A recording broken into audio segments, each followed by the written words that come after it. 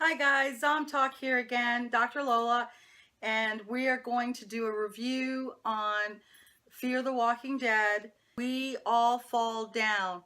And if you haven't watched it yet, sit your butt down on the couch and watch this episode because it's worth it.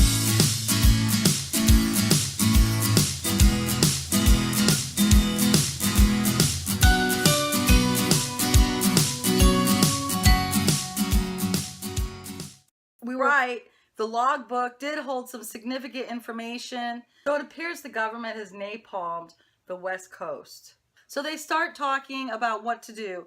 And Strand and Travis are the two that are most vocal. Big Boat, who could be Jack, is still following them. And Strand notes that he's been zigzagging Abigail, and this Big Boat has been staying on course. Strand's like, we gotta hide. Travis is, okay, we gotta hide, but let's go to this island that's nearby. They're looking at the maps. And so the island is Catalina Island.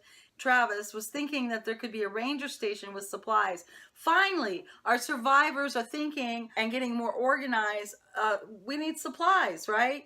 So Travis has got it in his head that if they go to this island, there would be a ranger station with possibly a radio and some supplies, and he convinces Strand. But the interesting thing is, before Strand says yes, kind of looks up, and he's looking right at Daniel, who's giving him a look. Strand's thinking, let's pick our battles. Maybe I should give in on this, because there's been a lot of conflict between the members of the group. Zombie walk. So Abigail's going towards this island, and we see two flicks of light coming from a house. They go on to the island, and it is Maddie and Travis, Alicia and Nick. And so they go on the island towards the house. And Travis, I mean, he does some smart things like thinking about the ranger station and getting supplies, but he also does some things that are not so smart, meaning that he still is not totally adjusted to this new world. There's a learning curve, and he hasn't learned all the skills that he needs for survival. For example, he comes up to the house, he starts hollering, hey, anybody there? We're not gonna hurt you. We're not gonna hurt them, but you have, you know, a big boat with supplies, and you're walking up to this house and you're announcing that your presence is there without even checking out if the situation's safe. I mean, really, all walking up, standing in a line in front of the house. If that guy would have opened the door, George, and just take a machine gun and just mow him down, the show would be over. But lo and behold, the front door opens, and who comes out but the little boy that we saw in the first scene? And who lets their boy run out of the house to greet strangers in the apocalypse? And so his name is Harry, and he comes out, and his father's soon to follow. And they seem to do a little bit of, you know, sniffing around the hedges. You know, I'm okay, you're okay. Can I trust you? Can you trust me? They asked him about the light, and he said, well, it was an accident. But Maddie notes that, you know, the light flickered twice, and 2 times is not an accident. And they invite him in the house. And once in the house, it's kind of eerie how things seem to be kind of normal. You have wine being poured, people sipping on wine. Maddie and the wife, Melissa, you know, they're in the kitchen chit-chatting away over wine. I mean, does anybody watch the kids in the apocalypse? Melissa asked Maddie a whole bunch of questions about the world, you know, what her life was like, what it was like out there before the ZA. And Maddie gets this uncomfortable feeling like something's going on. Now, George, he's in like a parlor with Travis. They're chit-chatting too.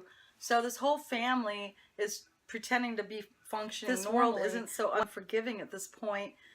There's still normalcy, you know, sitting around, drinking wine, chit-chatting. Although we notice that the conversation of chit-chat is not normal.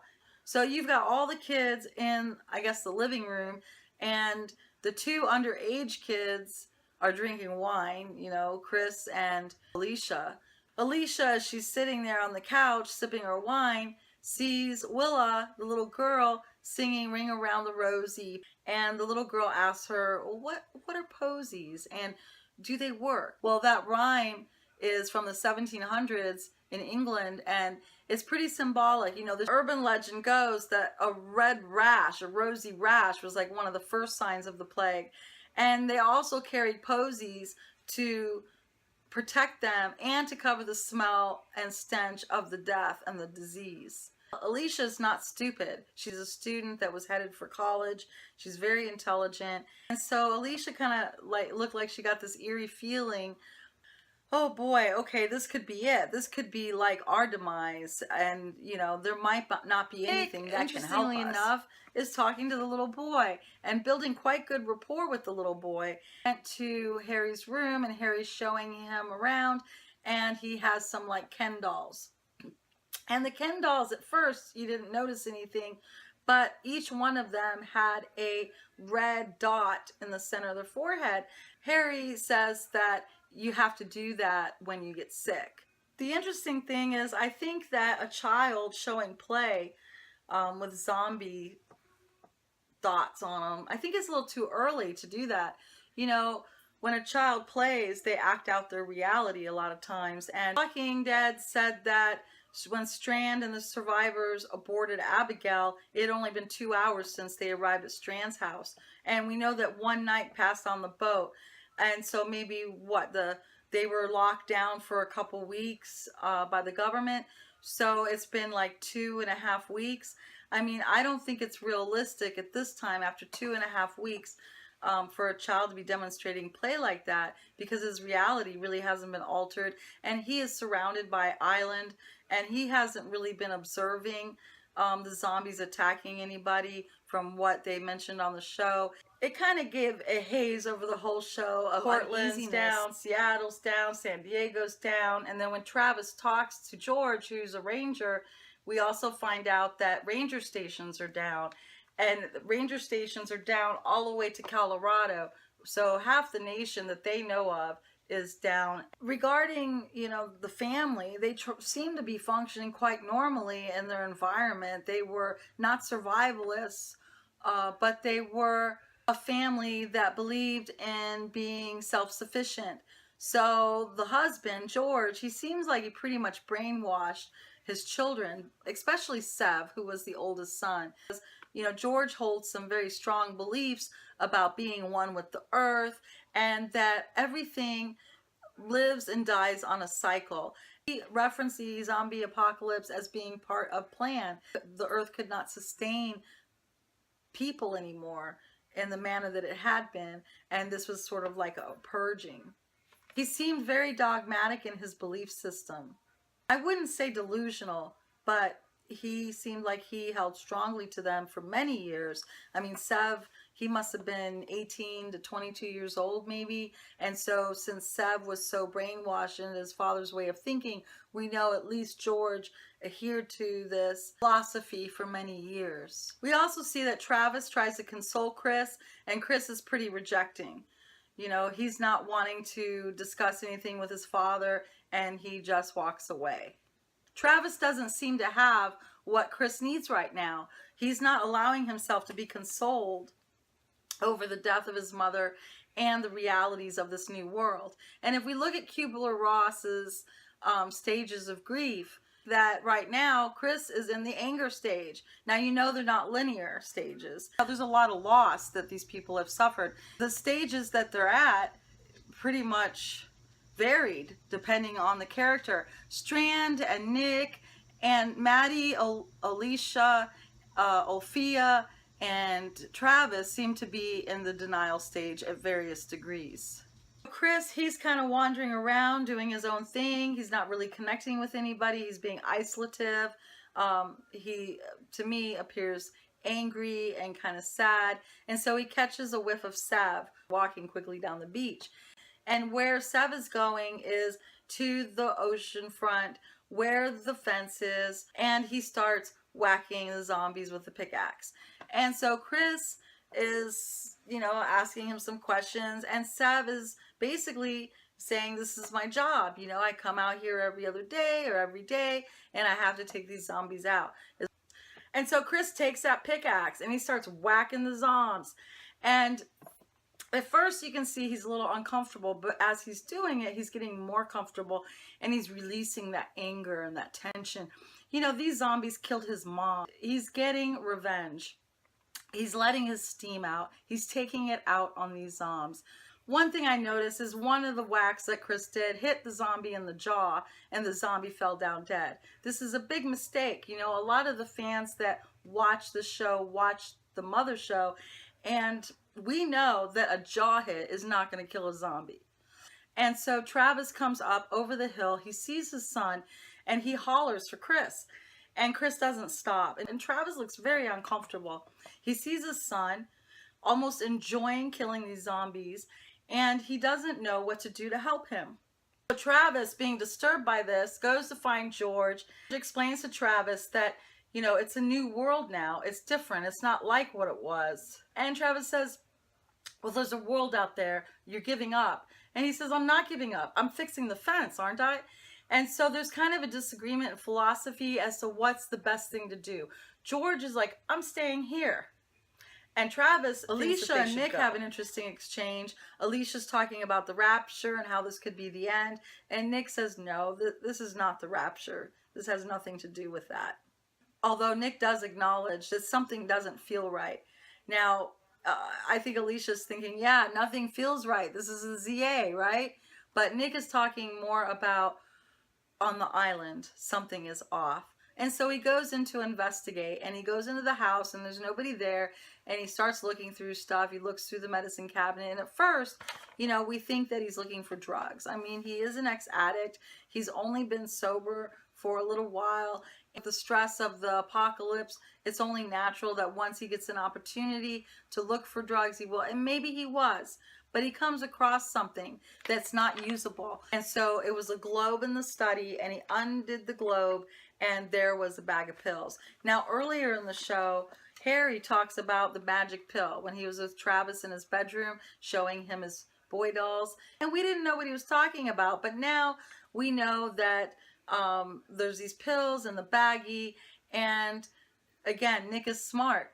Nick is a smart survivor, and he puts things back, but not before Willis saw him. So Willis saw him, you know, doing something with that globe when he talks to Maddie and Travis, that he found these drugs and he doesn't think that they're medicinal and they're not recreational. And that he thinks he's pulling a Georgetown on his family. Georgetown was a religious commune in the 1970s in Guyana. And it was, the leader was Jim Jones. And he pretty much brainwashed like 900 people and was running a real tight ship. There was video cameras everywhere, and he was playing tapes constantly, brainwashing the people. And anyway, he came up with this idea of revolutionary suicide, and he told some of his followers to mix this grape drink, and they put cyanide in it.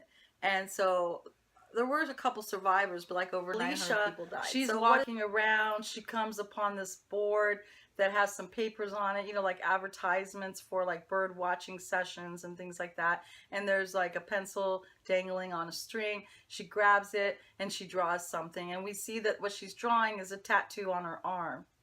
She's still grieving the loss of her boyfriend. I like the scene with Alicia. You know, she's drawing this rose out, and the song that they're playing. Oh, I've got visitors. Hi. Hi, guys. So the song that they're playing, the lyrics, as she's drawing this rose and reminiscing about her lost love, is every love is your last love, and every kiss is goodbye.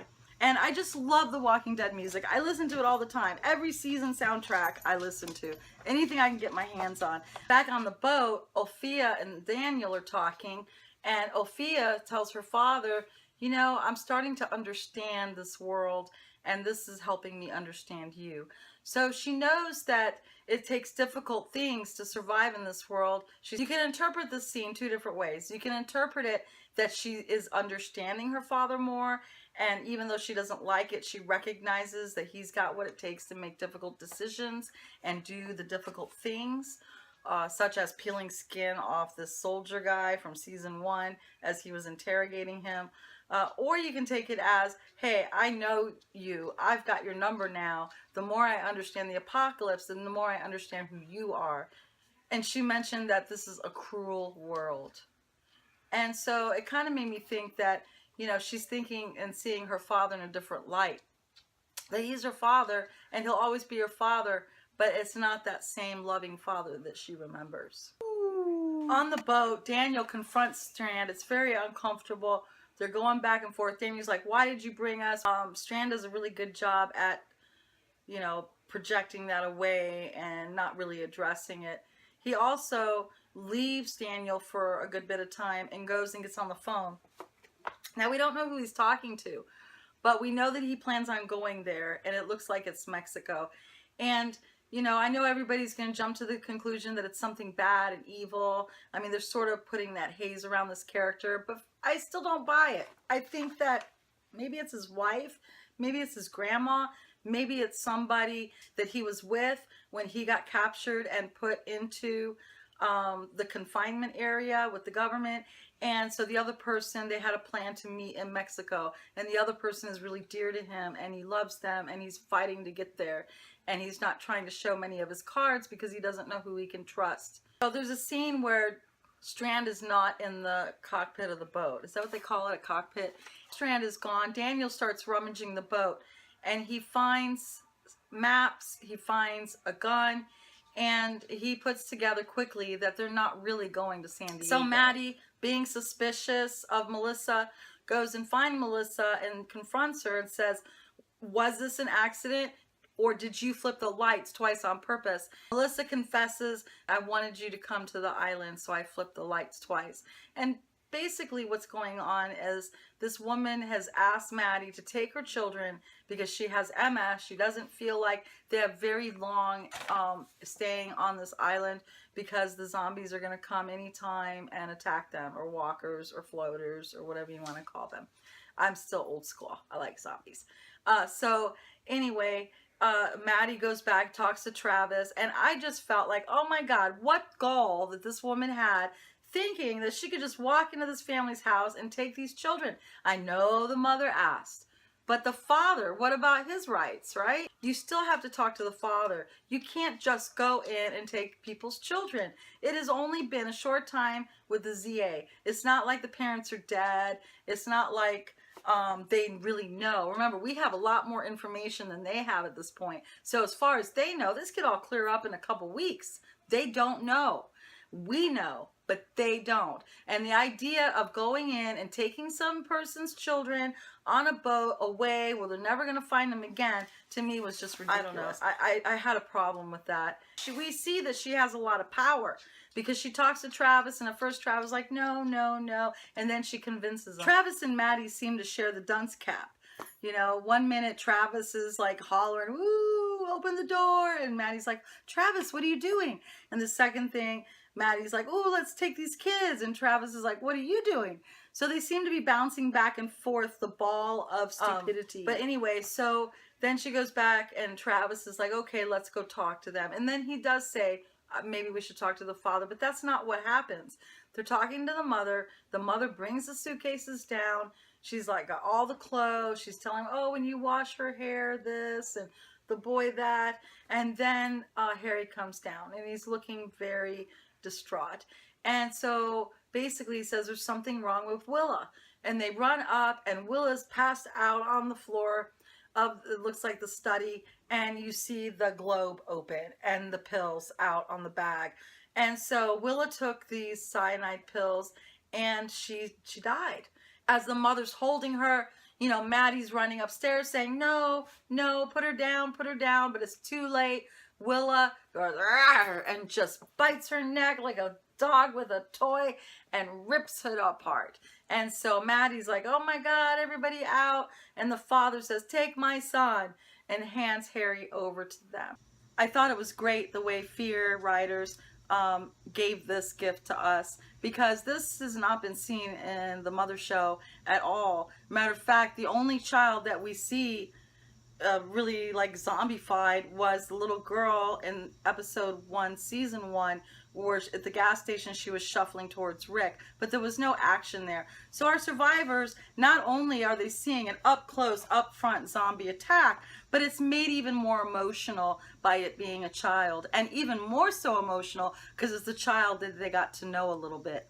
You know, it's going to help open them up to the realities of the new world. Also, you know, remember that the more people are exposed to these tragic situations and to loss and to the violence, the more they're going to acclimate to it. So after a while, they're not going to be as affected by it. Is it Nick's fault that Willa took the pill? I don't think so. We saw Nick take the globe and put it back up high on the filing cabinet where it was, right? And also we saw Willa on the ground and the pills in her brother's bedroom. So it leads me to believe that her brother may have gone and got the pills. So I don't think George is poisoning his family right now. I think that he's got this stash in the globe and he's waiting. He's waiting for the time if and when the zombies come and overrun them. And then he'll get the pills and use them to try to give his family a less painful death. I can see a scenario where maybe George, the father, said, oh yeah, these pills, you know, we're keeping them. They're going to keep you safe. You're not going to turn into one of those if you take one of these pills, but we're going to keep it safe now until it comes time to take them. And then so maybe Harry thought, oh, why wait? Let's take the pill now. And maybe he gave her a pill and it was so strong she just fell out. I could see a child not understanding what those pills are and thinking, well, if they keep us safe, why not take them? It is kind of Jonestown-y though. Zombies are coming. So once they get back on the boat with Harry, Sev comes, he's got the gun, he's like, give me my brother. There's a standoff. Daniel's got his gun pointed, Sev's got his gun pointed, and Maddie tries to reason with him. The little boy is sitting with Nick. Harry goes to Sev and he leaves. He backs up with his gun pointed out and leaves. And at that point, the survivors let the child go. Then you see the mother coming, walking from the dock, and she's a zombie. She's walking towards them. And Sev tells his brother, wave to them, say goodbye, wave. And so he's standing there waving, and his brother turns around and gives a mercy shot to his mother. When he's shooting his mother, you notice that the only two people that are watching are Chris and Nick. Everybody else is kind of grimacing, looking away, but Chris and Nick have a straight face and they're watching this. Chris is going to evolve and become a really likable character, a real true survivor. He, I think, will be a vital character to moving the series forward. You know, I think the younger that you are, the better you're able to adjust to this new world. You know, adaptability of humans is very important in survival. If you can't adapt to your environment, what good are you? You're not going to be able to survive. You're not going to be able to respond appropriately to the environment around you or to meet the needs of survival, such as food and shelter and safety. They definitely don't have a safe place. They look at the needs of all people on this planet. You know, like the first needs that we have is food, shelter, water, just the basic things for survival. And after that, then you worry about your relationships and belongingness and love and all that stuff. So our survivors right now, they have some supplies on that boat, but they need to really step it up. They should have been negotiating with George for some vegetables out of that garden, if you know Maddie, what I mean. I have a problem connecting with Maddie. You know, she's a smarty pants. She seems to have an inflated ego. There's something about Maddie that's unsettling to me. She seems to be really pushy. She pushes her opinion. She's closed-minded. She doesn't consider anybody else's opinion. She just pushes her agenda. Once she buys into something, she just pushes forward. She doesn't think of consequences. She doesn't think of other people. If she's made a decision, she's made her decision quickly. I think she needs to slow down. She needs to consider all the facts, and she needs to process the information. To me, Maddie is just clueless. I think that they try to make her character come off like a strong, tough woman, and really what she is. One thing I noticed about this episode is there's really not any mistrust yet. There's a little mistrust, but not a lot. There's not significant mistrust. I haven't been faced with a lot of threatening situations. They still have their values and morals in place. They haven't been challenged very much. I think this was a great episode. I'm really excited to see how things go forth. The excitement of this for me, of this show, is there is no source material. This episode was worth watching. Even though Harry didn't leave with them, it sort of set up the characters. I would like to do a Q&A on fear if there's anything you'd like us to talk about. Again, make your comments. It really makes my day to see your comments. And of course, if you like this video, please hit the like button and subscribe. We try to do a whole bunch of different stuff on ZomTalk. This weekend, Em and I are going to put a video together talking about the survival tips for MegaCon. If you're going to MegaCon, you'll want to watch it.